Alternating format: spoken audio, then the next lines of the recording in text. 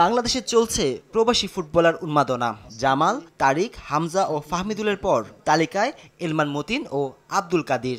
England ও ইতালির এই দুই ফুটবলার এখন নিজেদের প্রমাণের জন্য আছেন অনূর্ধ্ব-19 ক্যাম্পে।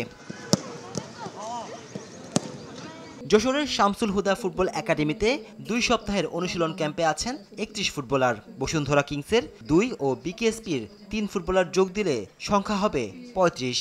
এখান থেকে স্কোয়াড হবে 23 জনের। তাই তো নিজেদের ছাড়িয়ে যেতে প্রত্যয়ী দেশি ও প্রবাসী ফুটবলাররা। টুর্নামেন্টটা নিয়ে সবাই আশাবাদী, সবাই ভালো করার চেষ্টা করতেছে যেন টুর্নামেন্টটাতে আমরা ভালো কিছু নিয়ে আসতে পারি। সবসময় তো গত 2 বছর 17 ফাইনাল খেলে রানার্স আপ হয়েছে, চ্যাম্পিয়ন হতে পারিনি। তো সবার মধ্যে সেই চ্যাম্পিয়ন হওয়ার খিদাটা আছে। আপনারা আসলে নিজেরা কতটা চ্যালেঞ্জ অনুভব করছেন? অনেক ভালো, সবাই অনেক ভালো, সবার সাথে মিলেমিশে খেলছি। তো অনেক ভালো এক্সপিরিয়েন্স এটা আমার জন্য। এই দলের দায়িত্বে থাকা দেশের পরীক্ষিত ও সফল কোচ গোলাম রাব্বানী ছোটনের জন্য জার্নিটা বেশ চ্যালেঞ্জের। তবে তা নিতে প্রস্তুত তার শিষ্যরা।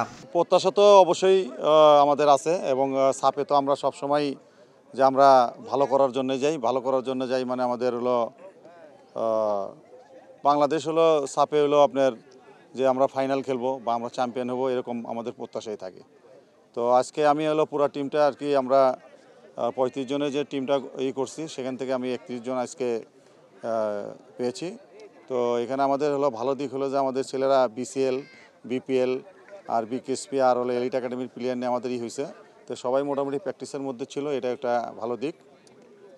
তো আশা করি যে একটা ভালো কিছুই করতে পারবে। না, এটা হলো আমাদের জন্য খুবই ভালো দিক যে আমাদের যারা আমাদের ভাইরা আপনার বাইরে অবস্থান করতেছে তারা আপনার আগ্রহী হচ্ছে, এটা আমাদের জন্য ভালো দিক। আর আমাদের তরফ থেকেও আপনার যে তারা ভালো করবে এবং টিমের সাথেও থাকবে, সেটাই আমাদের সর্বোচ্চ চাই। এবং আমাদের যারা ছেলেরা আছে তারাও সহযোগিতা করতেছে এবং তাদের একটা ভালো বন্ডিং, আমরা খুব অল্প দিনের মধ্যে তারা আসছে কিন্তু ভালো একটা বন্ডিং দেখতে পাচ্ছি।